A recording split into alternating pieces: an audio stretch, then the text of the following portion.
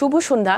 Daily market আপডেটে আপনাদের স্বাগতম। সূচক আজ 24.63 পয়েন্ট বা 0.47% বৃদ্ধি পেয়ে 5255 পয়েন্টে অবস্থানে নেয়। বাজারে মোট লেনদেন হয়েছে 836 কোটি টাকা, যা আগের দিনের তুলনায় 5.43% বেশি।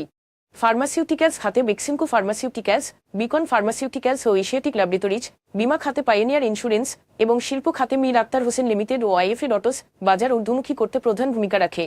খাতভিত্তিক পারফরমেন্সে আইটি খাত সর্বোচ্চ 1.64% বৃদ্ধি পেয়েছে, এরপর টেক্সটাইল খাত 1.27% লাভ করেছে। অন্যদিকে ব্যাংকিং খাত সর্বোচ্চ 0.29% পতন রয়েছে। আজকের শীর্ষ 20টি গেইনারের মধ্যে 6টি শিল্প খাতের কোম্পানি এবং 5টি নন ব্যাংকিং আর্থিক প্রতিষ্ঠান এনবিএফআই ছিল। কপারটেক ইন্ডাস্ট্রিজ, মীর আক্তার হোসেন এবং মেঘনা পেট ইন্ডাস্ট্রিজ সর্বোচ্চ দর বৃদ্ধি পেয়েছে। অপরদিকে এসিএমএল আইবিবিএল সরিয়া, ব্যাংক এশিয়া এবং সিপিএম বিডিবিএল মিউচুয়াল সর্বোচ্চ দর পতনের তালিকায় ছিল।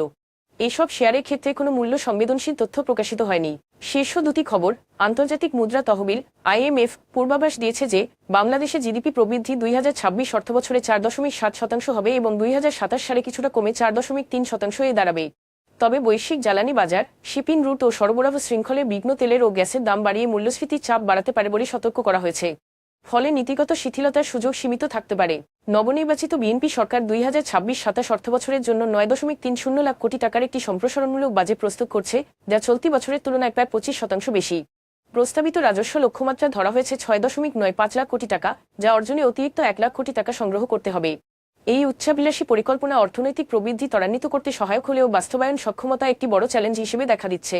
আজ এ পর্যন্তই, ধন্যবাদ।